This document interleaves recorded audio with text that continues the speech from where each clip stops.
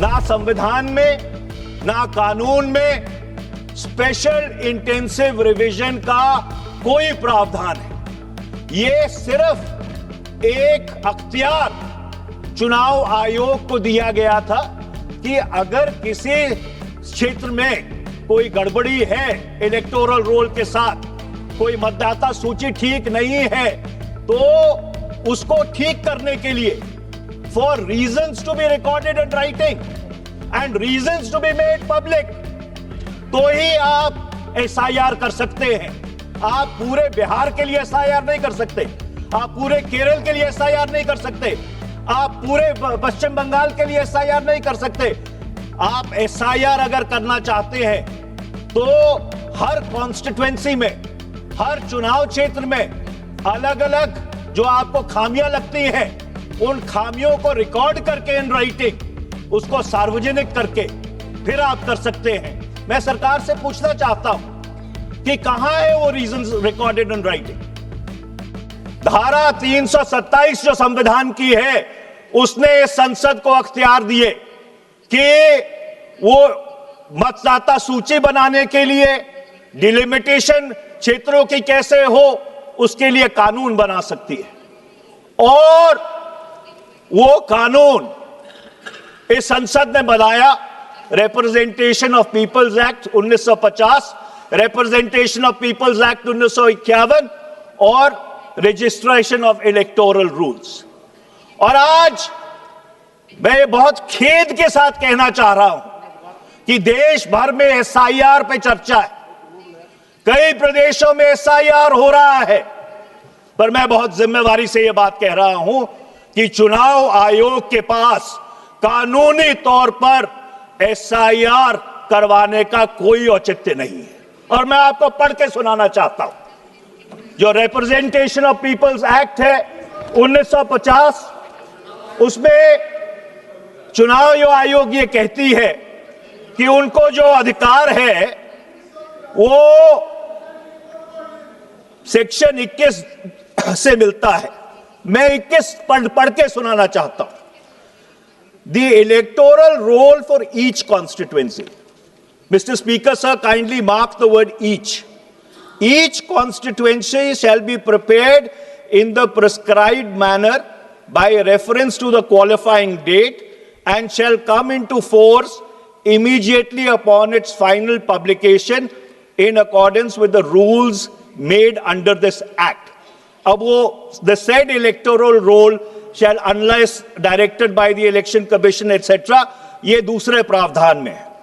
अब तीसरे प्रावधान में रिप्रेजेंटेशन ऑफ पीपल्स एक्ट का जो कानून है, जो इस सदन ने बनाया है, वो कहता है notwithstanding anything contained in subsection 2, the election commission may at any time, for reasons to be recorded in writing, direct a special revision of the electoral roll for any constituency, not every constituency, for any constituency or part of a constituency in such manner as it may think fit. आगे कानून ये कहता है, जो इस सदन ने बनाया है, provided that subject to the other provisions of this act, the electoral roll for the constituency, एक particular constituency, as is in force at that point in time of issue of any such direction, shall continue to be in force until completion of the special revision so directed. अध्यक्ष, इसका क्या मतलब है? इसका मतलब ये है कि ना संविधान में ना कानून में स्पेशल इंटेंसिव रिवीजन का कोई प्रावधान है। ये सिर्फ एक अख्तियार चुनाव आयोग को दिया गया था कि अगर किसी क्षेत्र में कोई गड़बड़ी है इलेक्टोरल रोल के साथ, कोई मतदाता सूची ठीक नहीं है, तो उसको ठीक करने के लिए for reasons to be recorded in writing and reasons to be made public, तो ही आप एसआईआर कर सकते हैं। आप पूरे बिहार के लिए एसआईआर नहीं कर सकते, आप पूरे केरल के लिए एसआईआर नहीं कर सकते, आप पूरे पश्चिम बंगाल के लिए एसआईआर नहीं कर सकते, आप एसआईआर अगर करना चाहते हैं तो हर कॉन्स्टिट्यूएंसी में, हर चुनाव क्षेत्र में अलग अलग जो आपको खामियां लगती हैं, उन खामियों को रिकॉर्ड करके इन राइटिंग उसको सार्वजनिक करके फिर आप कर सकते हैं। मैं सरकार से पूछना चाहता हूं कि कहां है वो रीजंस रिकॉर्डेड इन राइटिंग। सरकार को चुनाव आयोग से वो जो कारण है उनको अपने संज्ञान में लेकर सदन के पटल पर रखना चाहिए कि कौन सी कॉन्स्टिट्यूएंसी में, कौन सी चुनाव क्षेत्र में कहां पे गड़बड़ है, क्या कंप्लेंट चुनाव आयोग को मिली और उस कंप्लेंट के आधार पर क्या उन्होंने इंक्वायरी की और क्या इंक्वायरी करने के बाद वो अगर इस निष्कर्ष पर पहुंचे हैं कि एसआईआर एक चुनाव क्षेत्र में होना चाहिए तो उसके जो कारण है वो सार्वजनिक होने चाहिए। और दुर्भाग्यपूर्ण बात यह है कि इस बुनियादी प्रश्न के ऊपर कि चुनाव आयोग को एसआईआर कराने का अख्तियार है कि नहीं, ये दुर्भाग्यपूर्ण बात है कि अदालत में भी इसकी चर्चा नहीं हुई। ये होनी चाहिए थी। और आज मैं सरकार से मांग करना चाहता हूं कि हर संसदीय क्षेत्र, हर असेंबली क्षेत्र जहां पे एसआईआर हो रहा है उसके कारण क्या है वो सदन के पटल पे रखने चाहिए। देश को ये जानने का हक है कि ये एसआईआर किस तरह से करवाया जा रहा है। अब मैं ईवीएम्स पे आता हूं अध्यक्ष। ये जो इलेक्ट्रॉनिक वोटिंग मशीन है, लोकतंत्र एक भरोसे पे चलता है अध्यक्ष। और वो भरोसा क्या है कि जब वो 98 करोड़ लोग जाकर उस लाइन में खड़े होते हैं, 5-5, 7-7 घंटे कभी कभी धूप पे खड़े होते हैं। आप राजस्थान से आते हैं, आप जानते हैं कैसी चिलचिलाती गर्मी रहती है मई जून में। उसको यह भरोसा होना चाहिए कि जो वो वोट डाल रहा है वो सही जगह जा रहा है कि नहीं। और आज इस देश में बहुत लोगों को यह चिंता है। मैं ये नहीं कह रहा कि ईवीएम मैन्युपुलेट हो रहे हैं, मैं ये कह रहा हूं कि लोगों को इस बात की चिंता है कि ईवीएम मैन्युपुलेट हो सकते। और जब आवाम का भरोसा लोकतंत्र में टूटता है तो अराजकता फैलती है अध्यक्ष जी, अराजकता फैलती है। और इसलिए यह बहुत जरूरी है। मैंने सदन में सवाल पूछा था, किरण रिजिजू जी यहां पे है नहीं, उस समय वो कानून मंत्री थे 25 मार्च 2002 को। मैंने ये पूछा था इस सदन में, आप आसन पे थे अध्यक्ष जी, कि ये ईवीएम का सोर्स कोड किसके पास है? ये ईवीएम का जो सोर्स कोड है ये क्या उन कंपनियों के पास है जो ईवीएम बनाती हैं कि ये चुनाव आयोग के पास है? Who has the source code of these EVMs? I did not receive an answer that day. I have not received an answer till now.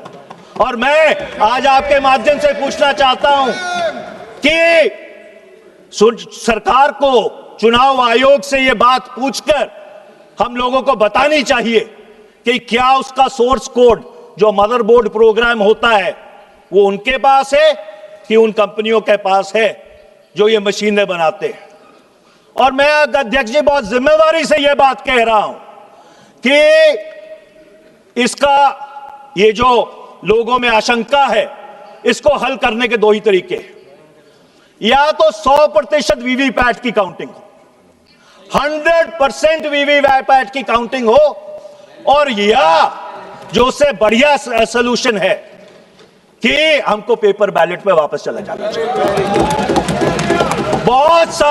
बहुत सारे ऐसे मुल्क थे जिन्होंने ईवीएम का प्रयोग किया था, जापान, जर्मनी, अमेरिका, जहां पे ये आजाद हुए थे, वो सारे पेपर बैलेट पे वापस क्यों चले गए?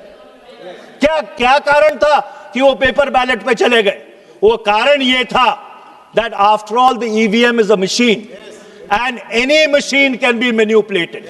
और मैं अध्यक्ष जी एक बात कहना चाहता हूं कि अगर ईवीएम में सब कुछ ठीक है, सब कुछ बिल्कुल पारदर्शित है, everything is coaster, everything is above board. 6 प्रदेशों में चुनाव होने जा रहे हैं, केरल, तमिलनाडु, पश्चिम बंगाल, असम, पुडुचेरी। पेपर बैलेट पे करा लीजिए ना चुनाव, दूध का दूध पानी का पानी हो जाएगा। एक देखिए, चुनाव आयोग को तो चुनाव करवाना है, चुनाव आयोग को तो चुनाव करवाना है। चुनाव आयोग को क्या फर्क पड़ता है ईवीएम से हो या पेपर बैलेट से हो। चलो अगर 3-4 दिन लग भी गए गिनती में, लोगों का भरोसा जो भारत की लोकतांत्रिक व्यवस्था है, जो भारत की बुनियाद है, जिस लोकतंत्र के बारे में हम दुनिया में गूंज गूंज के कहते हैं कि हम भारत देश के सबसे बड़ा लोकतंत्र है, उसकी विश्वसनीयता वापस आ जाएगी। अध्यक्ष जी, आज ये जो प्रश्न चिन्ह ईवीएम्स ने हमारे लोकतंत्र पर लगाया है, ये सबसे बड़ा जो सवालिया निशान है। अब मैं अगली बात पे आता हूं अध्यक्ष जी। ये जो सरकारी पैसे का दुरुपयोग होना शुरू हो गया है कि चुनाव आया, चुनाव से पहले आपने लोगों के खातों में कैश ट्रांसफर करने शुरू कर दिए। ये कैसा लोकतंत्र है? ये कैसा लोकतंत्र है कि चुनाव से 15 दिन पहले, 20 दिन पहले, महीना पहले, 2 महीने पहले आप लोगों के खातों में पैसे डालने शुरू कर देते हैं। अच्छा, और मैं इसलिए ये चिंता का विषय है, लोकतंत्र के साथ जो तो खिलवाड़ होता है भारत के राजस्व के साथ बहुत बड़ा खिलवाड़ होता है। मैंने एक सवाल पूछा था संसद में, 24 मार्च 2025 तक जो केंद्र सरकार और राज्य सरकारों की कंबाइंड लायबिलिटीज है, जो उनकी देनदारी है, वो 2.67 लाख करोड़ है। ये देनदारी केंद्र सरकार की 196 लाख करोड़ होगी 31 मार्च 2026 को।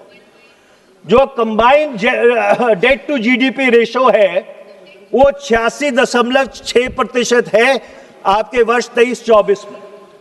18 में से 28 राज्य ऐसे हैं जिनका डेट टू जीडीपी रेशो 30% से ज्यादा है।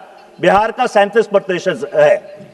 मैं अध्यक्ष जी ये प्रस्ताव करना चाहता हूं कि आर्टिकल 292 और 93 के तहत इस संसद को अख्तियार है कि वो जो बोरोइंग लिमिट्स हैं, केंद्र सरकार की भी और राज्य सरकार की भी, दोनों की बोरोइंग लिमिट्स फिक्स कर सकता है।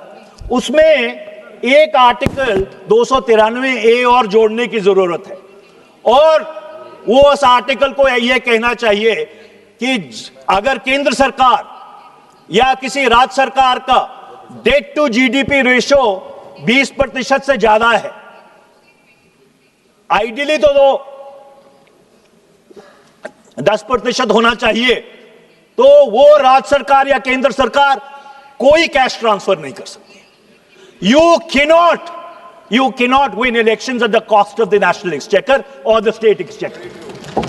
This will absolutely bankrupt our democracy. This will bankrupt our country. ये एक बहुत अहम प्रस्ताव है जिसको बहुत गंभीरता से इस सदन को अपने संज्ञान में लेना चाहिए। नहीं तो अध्यक्ष जी कोई राज्य सरकार बदलेगी नहीं कि चुनाव आया, किसी ने 20,000, किसने 15,000, किसने 35,000 रुपया लोगों के खातों में डाल दिया और दोबारा आप चुन के आ गए। और जो आपके सूबे का कर्जा है वो और ऊपर चढ़ता जा रहा है। कई सूबे तो इस देश में ऐसे हैं जो इंटरेस्ट को सर्विस करने के लिए, ब्याज को सर्विस करने के लिए, ब्याज चुकाने के लिए कर्जा लेते हैं। ये किस तरह का मुल्क बनाने जा रहे हैं हम? और ये चुनाव जीतना, सरकार बनाना, this is not an end in self.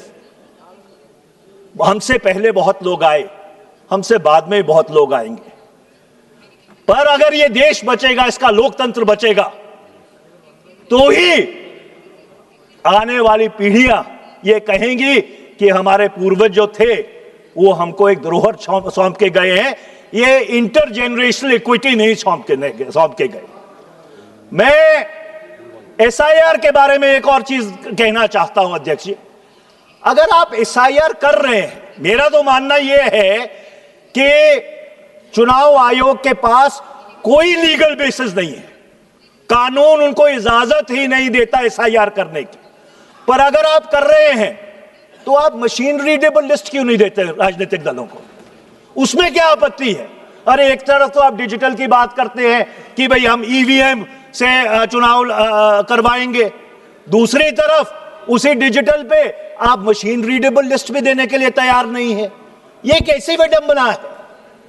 ये कैसा खेला हो रहा है?